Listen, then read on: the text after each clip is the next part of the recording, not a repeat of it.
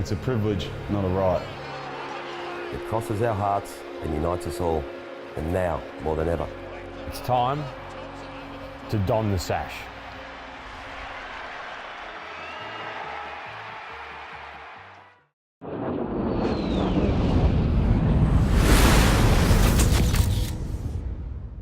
Thinking with Chappie at the moment, obviously pulled up a bit sore with the ankle. Does he need to do a bit to prove he's right, or is this a good one to rest him on? Look, it wouldn't be technically a rest, but if his ankle's sore at all, well, there's no benefit playing either. So you'd probably say at this stage he's in doubt. But, knowing Chappie, he'll fight me and he'll come in my office and he'll try and play. Because I suppose that when you know that he's not going to play every game this year, any game where there's a tiny bit of doubt, it makes it an easier decision. It does from our point of view, but again, knowing Chappie, he's going to try and play every game. What about is the travel a factor? Is the travel a factor with this decision, do you reckon? I don't think so, no. It was really so. I think he hurt it twice during the game, early and then at the end as well. So, again, you just got to wait and see how he pulls up. What about Paddy? Is he a chance to play? I'd say he's a good chance to play. Again, I'm not, it's round 4, so it's silly to take any risks. From our point of view, club's point of view, we probably won't play guys who are sore because they just can't play to their potential, and then it just sort of hangs around, lingers around for a few more weeks and affects that performance too in those games. So Paddy would have to be right to play. And Jake and Joe did a pretty good job at making do in the ruck on Sunday night. Yeah, around the ground they're okay. They struggled in the actual hit-outs, but Warnock's a good ruckman. He's tall, and this week we go up against Sandland, so maybe if Paddy does play, it's not going to make much difference.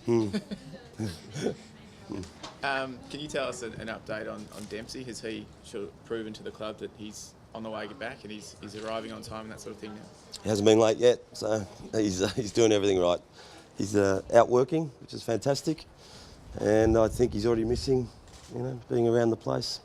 At the same time, we are supplying all the services we need to supply as far as getting him back to play.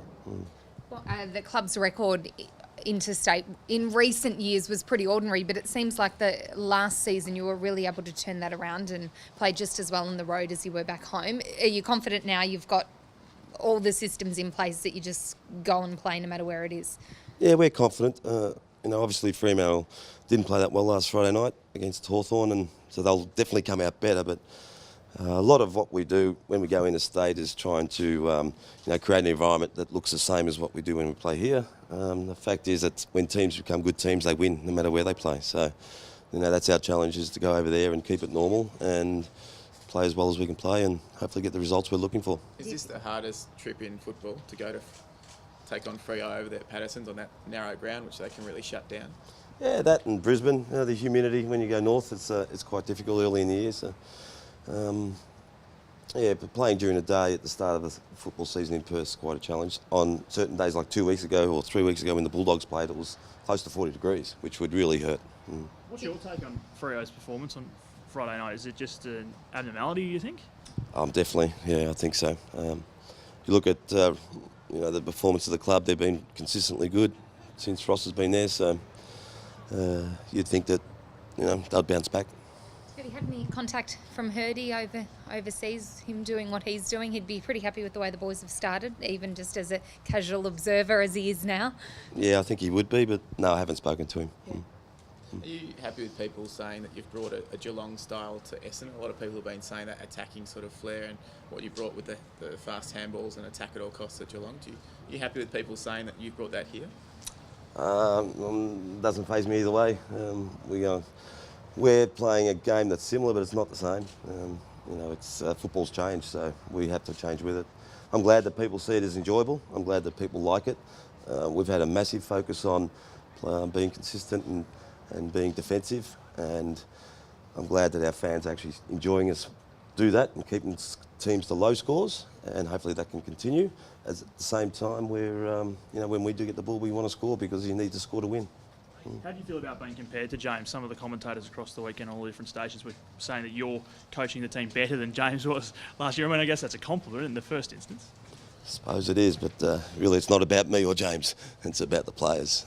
That's who we support. That's what we're here for. We're here to give them an opportunity to be the best team that they can be, so our fans can support us and buy memberships and tickets and come along to the game and be proud. So You know, the more talk about James and me, the more I don't like it.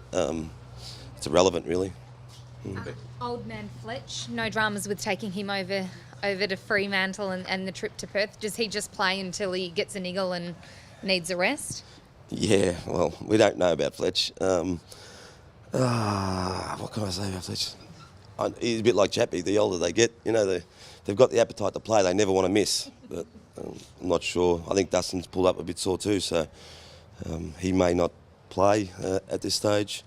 But it's only very early in the week, so we'll have to wait and see. Any specific injury with Dustin, or No, just general soreness?